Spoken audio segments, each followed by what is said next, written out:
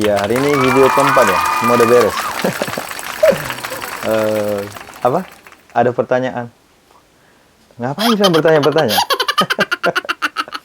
Mana? Kalian buset. Ada. Saudara-saudara, ini pertanyaan dari adik-adik. Apakah sebenarnya ilmu hitam itu bisa mengenai orang atau bisa menyakitin orang? Atau guna-guna itu bisa menyakitin orang? Jadi ini pertanyaan kalian sama saya. Aduh, gimana ya? Sebenarnya itu juga udah pernah kita dengar ya di Alkitab ya. Dulu saya pernah dengar, apabila terang itu datang maka gelap itu akan pergi ya. Itu termasuk seperti itu, karena kalau di dalam hati kita itu gelap ya, tentu yang namanya ilmu hitam dan guna-guna itu bisa mengenai kita ya. Tetapi kalau sinar Roh Kudus ya di dalam hati kita itu ada, saya rasa kegelapan itu tidak akan bisa menembus kita ya. Jadi kuncinya di sini ya, bagaimana kita menjaga sinar Roh Kudus di dalam tubuh kita itu agar tetap bersinar ya. Jadi perbuatlah kebaikan sebanyak mungkin dan ikuti apa yang diperintahkan Tuhan kepada kita sebisa mungkin ya. Itu tergantung pribadi kita masing-masing. Seumpamanya kalau kita pegang senter ya, kalau senter ini baru dan baterainya bagus ya, kita masuk ke ruangan yang gelap, kita hidupkan lampunya ya, senternya, itu akan menerangi lebih luas ya. Tapi kalau senter kita ini baterainya udah mau habis ya, sinarnya sedikit, waktu kita masuk ke dalam ruangan gelap itu kan kita hidupkan, tentu yang diterangi itu akan lebih sedikit. Jadi sama seperti kita ya, kalau kita sinar Roh Kudus itu kita tidak jaga ya, tentu ya ilmu-ilmu hitam, guna-guna itu bisa menembus kita ya. Menurut saya seperti itu. Saya sih bukan ahlinya, jadi pertanyaan kalian ini termasuk konyol juga. Yang penting ceria ya, put God first ya, itu yang paling penting ya. Biarpun nggak pernah ke gereja atau gimana, tapi kita harus selalu ya mengandalkan Tuhan, itu harus number one. Jadi jaga-jaga kalian sinar Roh Kudus dalam diri kalian itu. Jangan karena kalian pikir kalau kalian rajin ke gereja ya, sinar dalam Roh Kudus kalian itu nggak bercahaya, tembus kalian. Pertanyaan konyol kalian ini. Tapi ya nggak apa-apa ya, selingan, iseng-iseng ya bertanya ya. Ini bukan jawaban yang pasti ya, tapi menurut saya pribadi ya seperti itu ya. Apabila terang itu datang, gelap itu akan pergi, itu udah pasti ya. Jadi jadilah terang supaya segala yang gelap datang ke dirimu itu tidak akan datang. Jadi kira-kira begitu. Udah puas itu? Udah cocok kalian rasa itu jawabannya? Ayolah kita baca dulu Alkitab hari ini. Kalian macam mana ya? Udah. Halo, selamat siang saudara-saudaraku dimanapun berada. Salam kompak dan salam manis, salam sejahtera. Terima kasih selalu berkunjung ke channel Nada Katolik ya. Saya mohon maaf apabila penampilan saya seperti ini, karena hari ini hari libur. Saya akan membacakan Alkitab seperti ini ya, dalam kondisi seperti ini. Dan pada hari ini kita akan berlanjut membacakan Matius 4 ayat 1 sampai 25 ya. Nanti saya akan jelasin sedikit, tapi sebelum kita lanjut, silakan like, share, dan subscribe channel ini supaya adik-adik dari Nada Katolik lebih semangat lagi ya. Bila ada saran dan komen, silakan ketik aja di bawah ya, nggak jadi masalah. Kita akan berlapang dada menerima segala komentar dan segala saran dari saudara-saudaraku ya. Kesalahan-kesalahan pronunciasi, kesalahan-kesalahan pembacaan, semua welcome, no problem ya. Kita bersedia memperbaiki segala sesuatunya yang demi kebaikan bersama ya. Baiklah saudara-saudaraku, pada hari ini saya akan membacakan, pertama saya jelaskan ya. Hari ini yaitu Matius 4 ayat 1 sampai 25 seperti yang saya ucapkan tadi, di mana Matius 1 ayat 1 sampai 11 itu percobaan di padang gurun, dan di ayat 12 sampai 17 itu Yesus tampil di Galilea. Ayat 18 sampai 22 itu Yesus memanggil murid-muridnya yang pertama. Dan ayat ke-23 sampai 25 itu Yesus mengajar dan menyembuhkan orang banyak ya saudara-saudaraku ya. Nah, jadi pada kesempatan ini saya akan membacakan Matius 4 ayat 1 ya. Begini bunyinya saudara-saudaraku. Maka Yesus dibawa oleh Roh ke padang gurun untuk dicobai iblis ya. Kenapa ya Yesus dicobain iblis? Mari kita lihat alasannya di ayat kedua, saudara-saudaraku ya. Pada ayat kedua seperti ini bunyinya.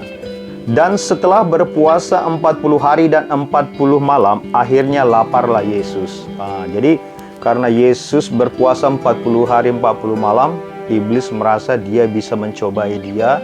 Karena menurut iblis, mungkin Yesus dalam kondisi yang lemah. Tapi tidak seperti itu. Mari kita lihat kelanjutannya. Di ayat ketiga ya. Lalu datanglah si pencoba itu dan berkata kepadanya, jika engkau anak Allah, perintahkanlah supaya batu-batu ini menjadi roti. Karena dia lapar ya, dia mencobain Yesus seperti itu ya. Jadikanlah batu-batu ini jadi roti, karena engkau adalah anak Allah. Perintahkan. Tapi apa jawab Yesus, saudara-saudara? Mari kita lihat pada ayat keempat. Tetapi Yesus menjawab, ada tertulis, manusia hidup bukan dari roti saja, tetapi dari setiap firman yang dikeluarkan dari mulut Allah. Ya. Jadi Yesus menjawab dengan sangat bijak ya saudara-saudaraku, walaupun dia dalam kondisi lapar. Kemudian iblis tidak menyerah, dia memasang jurus berikutnya ya. Kita lihat di ayat kelima. Kemudian iblis membawanya ke kota suci dan menempatkan dia di bubungan bait Allah ya. Lalu iblis membawanya ke suatu tempat ya, saudara-saudaraku. Dan kita lihat apa yang diperlakukan iblis pada ayat ke-6. Lalu berkata kepadanya, jika engkau anak Allah, jatuhkanlah dirimu ke bawah sebab ada tertulis.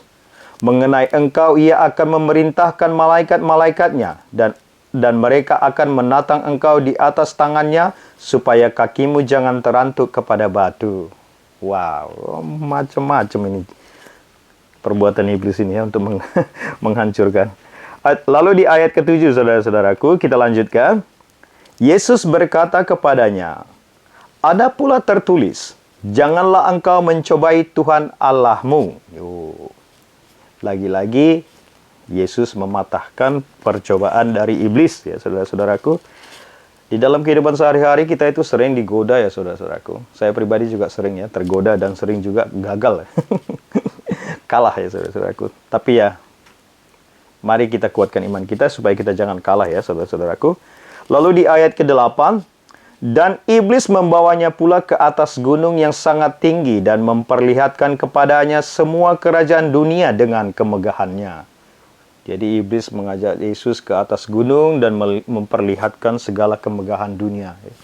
Lalu apa jawab Yesus? Oh, mungkin Yesus belum menjawab. Ini jurus berikutnya ya. Di ayat ke-9, kelanjutan dari ayat ke-8. Apa kata iblis, saudara-saudaraku? Berikut bunyinya ya.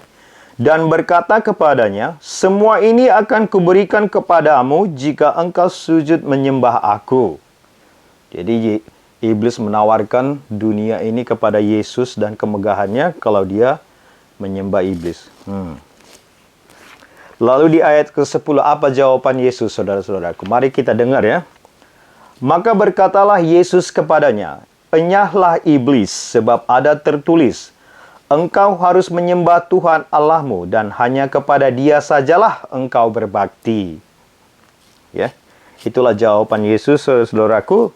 Lalu setelah Yesus menjawab apa yang terjadi kepada iblis, mari kita lihat pada ayat ke-11. Lalu iblis meninggalkan dia, dan lihatlah malaikat-malaikat datang melayani Yesus. Akhirnya iblis menyerah dan meninggalkan Yesus. Ya, saudara-saudaraku.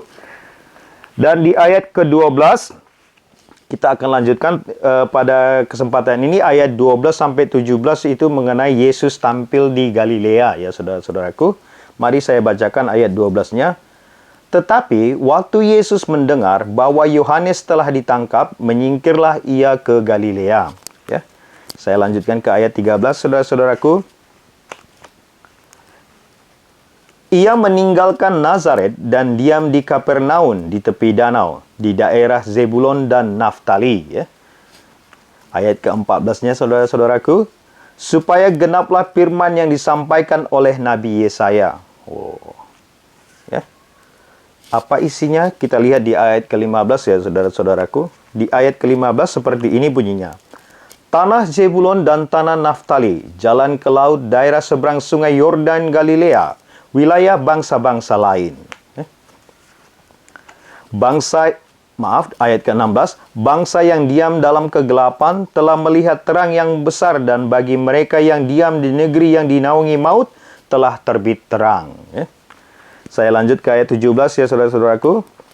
Sejak waktu itulah Yesus memberitakan, bertobatlah sebab kerajaan surga sudah dekat. Ya. Ini juga pernah kita dengar ya di Matius sebelumnya, di mana Yohanes Pembaptis juga mengucapkan kalimat yang sama ya saudara-saudaraku, bertobatlah sebab kerajaan surga telah dekat ya saudara-saudaraku. Yesus juga memberitakan hal yang sama kepada orang-orang di daerah ini ya saudara-saudaraku. Mari kita lanjut ke ayat 18 ya.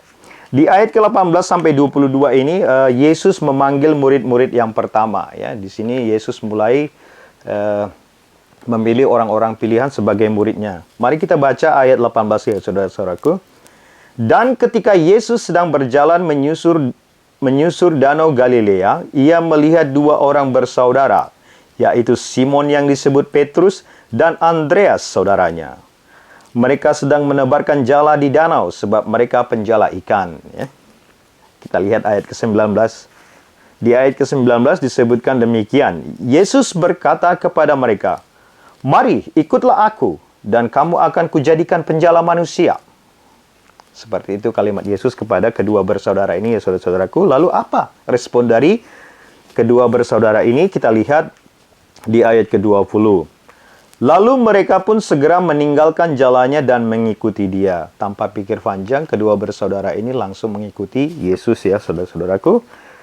Nah, mari kita lanjutkan ke ayat 21 ya. Dan setelah Yesus pergi dari sana, dilihatnya pula dua orang bersaudara, yaitu Yakobus anak Zebedeus dan Yohanes saudaranya. Bersama ayah mereka, Zebedeus sedang membereskan jala di dalam perahu. Yesus memanggil mereka. Ya. Jadi di ayat ke-22 saya lanjutkan. Dan mereka segera meninggalkan perahu serta ayahnya, lalu mengikuti dia. Jadi mereka juga mengikuti Yesus ya saudara-saudaraku. Nah, kita lanjut ke ayat 23. Disinilah di ayat 23 ini sampai 25 mengenai Yesus mengajar dan menyembuhkan orang-orang. Ya, menyembuhkan orang banyak ya saudara-saudaraku. Di ayat ke-23 saya bacakan. Yesus pun berkeliling di seluruh Galilea. Ia mengajar dalam rumah-rumah ibadat dan memberitakan Injil kerajaan Allah serta melenyapkan segala penyakit dan kelemahan di antara bangsa itu. Ya.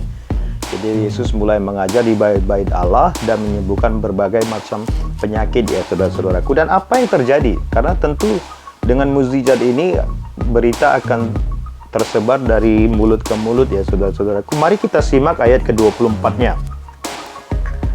Maka tersinarlah berita tentang dia di seluruh Syria, dan dibawalah kepadanya semua orang yang buruk keadaannya, yang menderita pelbagai penyakit dan sengsara, yang kerasukan, yang sakit ayan, dan yang lumpuh. Lalu Yesus menyembuhkan mereka. Ya. Jadi Yesus menyembuhkan mereka dengan mukjizat Tuhan ya saudara-saudaraku. Lalu di ayat di ayat ke-25 sebagai ayat penutup ya saudara-saudaraku. Begini bunyinya. Maka orang banyak berbondong-bondong mengikuti dia. Mereka datang dari Galilea dan dari Dekapolis, dari Yerusalem dan dari Yudea dan dari seberang Yordan. Maaf saudaraku, saya bacakan sekali lagi ya. Maka orang banyak berbondong-bondong mengikuti dia. Mereka datang dari Galilea dan dari Dekapolis, dari Yerusalem dan dari Yudea dan dari seberang Yordan ya saudara-saudaraku. Jadi orang berbondong-bondong datang mengikuti Yesus ya saudara-saudaraku. Nah, itulah tadi isi firman Tuhan ya dari Matius 4 ayat 1 sampai 25 ya saudara-saudaraku. Semoga bermanfaat bagi kita semua untuk mempelajari firman Tuhan yang begitu yang begitu menusuk hati dan bermanfaat untuk panduan kita dalam kehidupan sehari-hari ya saudara-saudaraku. Bagi adik-adik atau saudara-saudaraku yang tidak sempat membaca Alkitab, silahkan dengar video ini ya, didengarkan karena video ini adalah video-video pendek saya tidak membacakan begitu panjang, hanya satu apa ya?